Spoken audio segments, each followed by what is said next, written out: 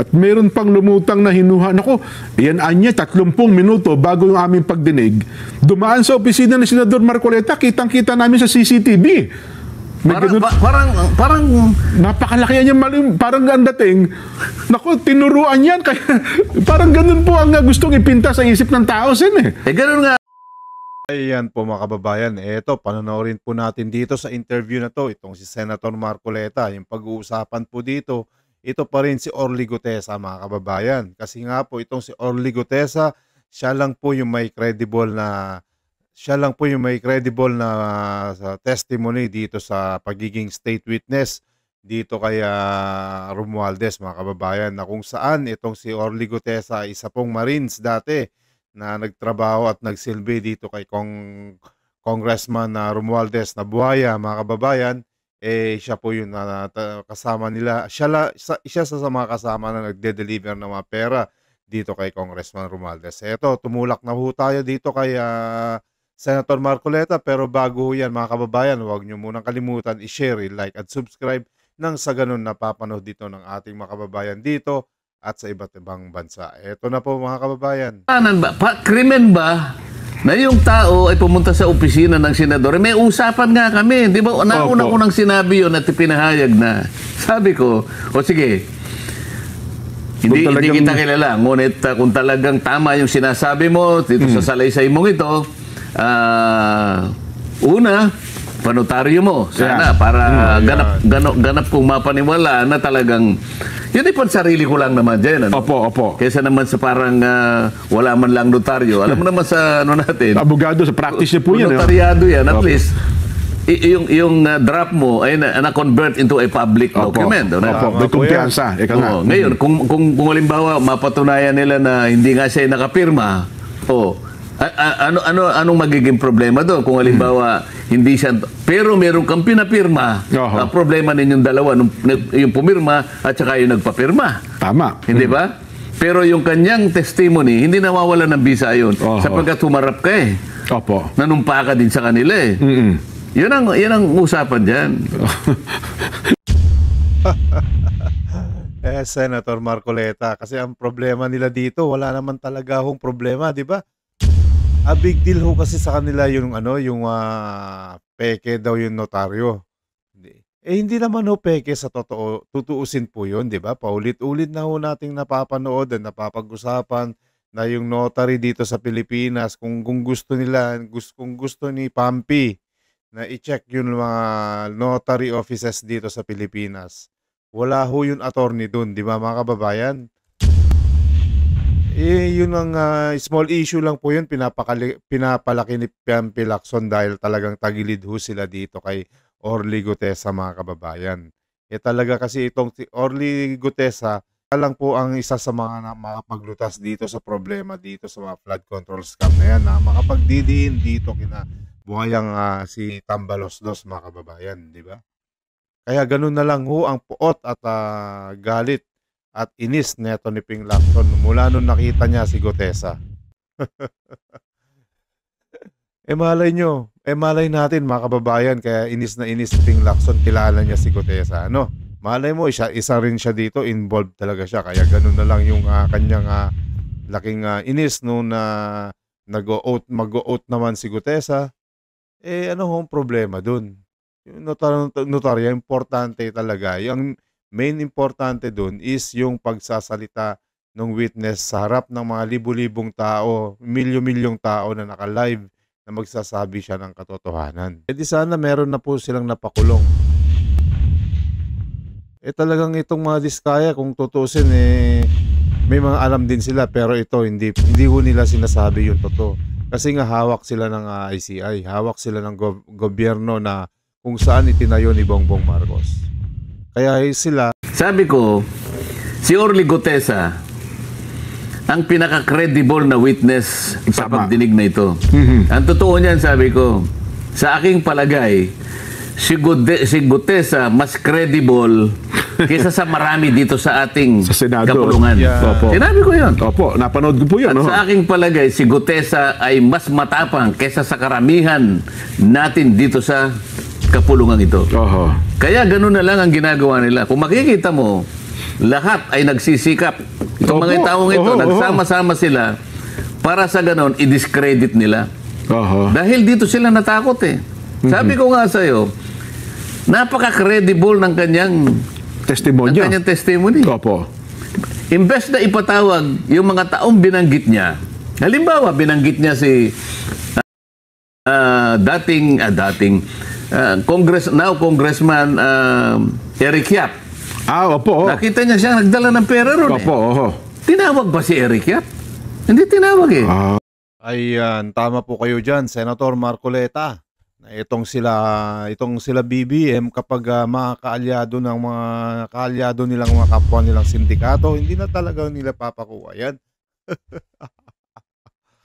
Alam nyo naman tong si BBM, magaling tong mga magtago ng mga kasinungalingan at kabalbalan nila eh.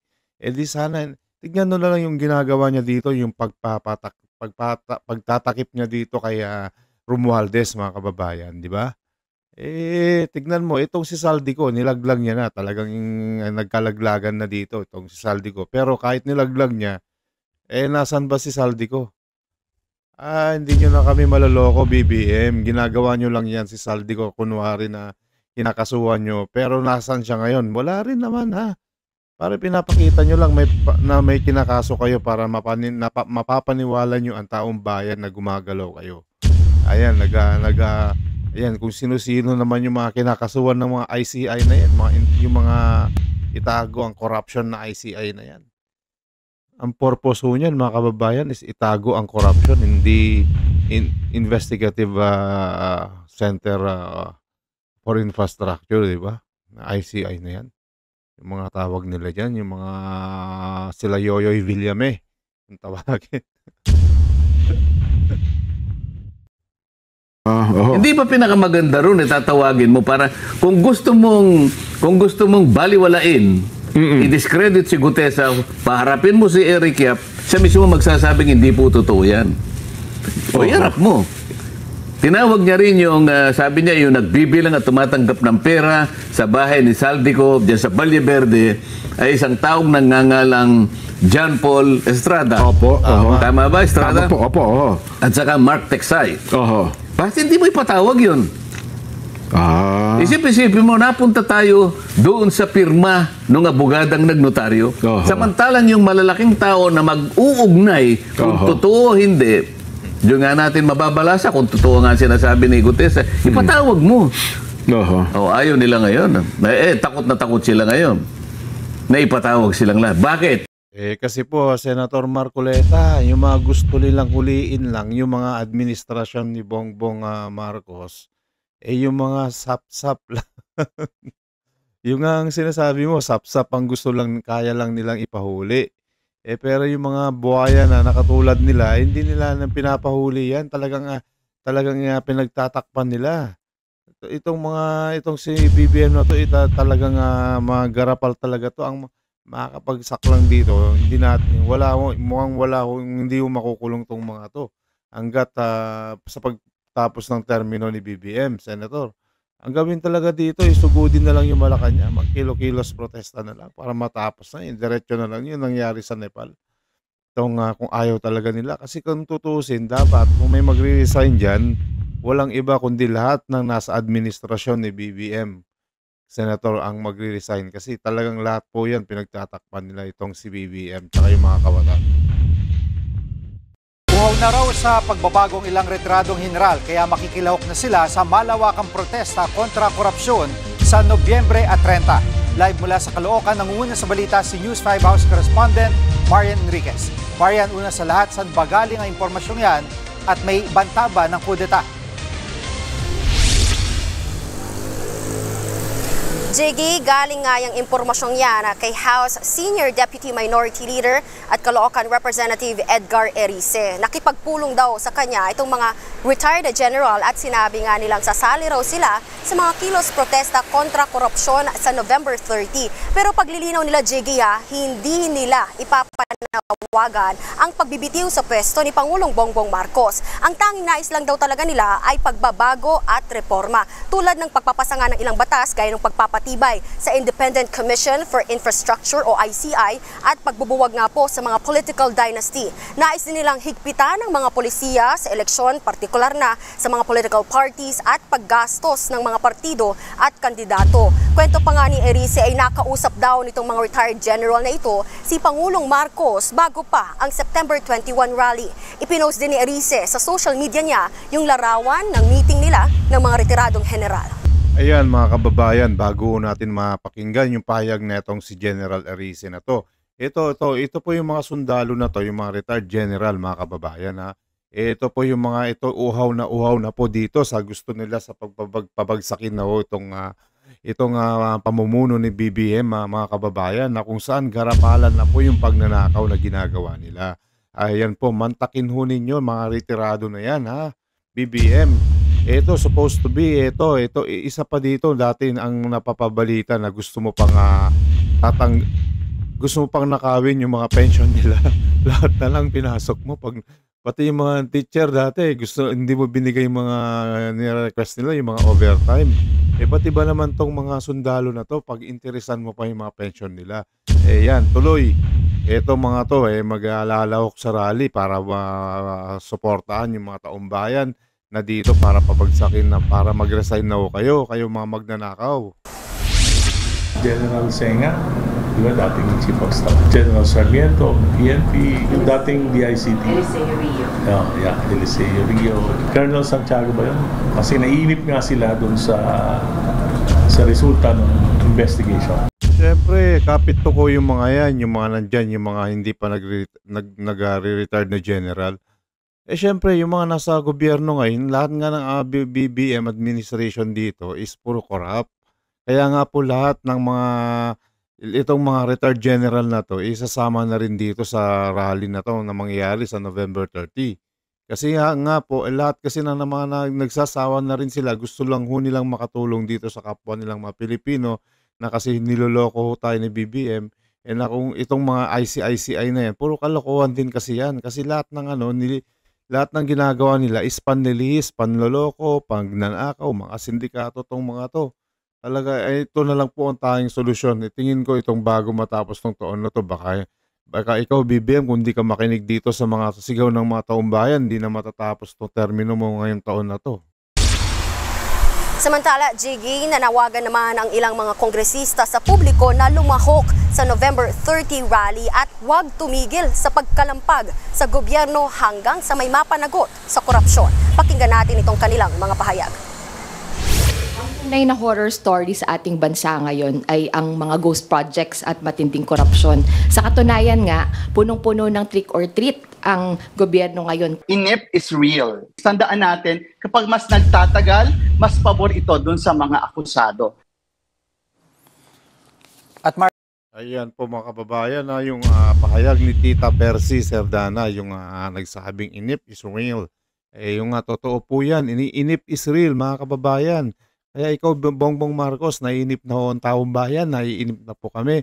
Kaya ito, umayos ka, malapit nang kung ayaw mo pa talagang mag-resign, hintayin mo na yung mga malaking kilos protesta na mangyayari ngayong November kung ayaw mo pa talaga mag-resign. Arian, matanong ko na rin, no, may reaksyon ba si Congressman Erice sa mga inimbestigang proyekto sa kanyang distrito, partikular yung mga proyekto sa ilalim ng termino ni dating Congresswoman Mitch Kayon-Uy? Chigi, ipinakita nga ni Congressman Erice sa media yung mga nakatiwangwang na flood control projects sa kanilang distrito. Kabilang araw dyan, yung hukay sa D. Aquino Street. Ginawan nga yan ng box culvert kontra baha sa halagang halos 100 million pesos. Pero hindi naman pala kailangan, lalo't hindi naman pala Ayan po mga kababayan, yung mga ghost project na hindi ho natapos pagkatapos ho nagkabayaran na. Ayan po, yung mga nakatiwangwang na yan mga kababayan. Kaya ang dami pong nababa dito sa Kamaynilaan, yung mga kababayan natin dyan. Sila ho ang nagdurusa dito sa mga kabalbalan ng mga sindikatong to. Baha doon sa lugar. Ayon nga kay Erice, ay napakalaking akseraw nito sa pondo ng gobyerno. Samantala, ibinahagi nga rin ni Erice na may 5 proyekto pa yung mga diskaya sa kanilang distrito dito. Ayan po yung Ipatitigil na raw niya yung ex-congressman. kontrata. Ayan po yung ex-congressman, mga kababayan, ay dinadawit din dito sa flood control, mga kababayan, na sasampan ng kaso ni Ombudsman Remulla na si Mitch Kahayon Uy. At ipapa-rebid. Samantala, si dating Congresswoman Kahayon naman ay wala pa rin pong reaksyon sa mga oras na ito. Isa siya sa mga pinakakasuhan ng ICI dahil sa mga maanumalya umanong proyekto. Yan muna. Ayan po mga kababayan, yung mga istorya ngayon dito na itong mga sundalo na retired na sundalo magkikilos protesta na sasama ngayong rally sa November 30, mga kababayan. At saka itong si Orly Gutesa, yung napag-usapan po dito na siya lang po yung credible witness dito na nakapag-lead dito para makulong itong si Romualdez, mga kababayan, na kung saan isa po siya sa mga nagde-deliver ng mga bagay ng bilyon-bilyon laman ng bagay para dito kay Congressman Bonjing Romualdez, mga kababayan. Ito po mga kabayan, ito po, maraming salamat po dito sa panonood mo kayo sa panonood sa video na to. Huwag nyo munang kalimutan i-share at like, subscribe nang sa ganun napapanood dito ng ating mga kababayan dito at sa iba't ibang bansa. Maraming salamat po sa inyo mga kababayan. News that matter. God bless.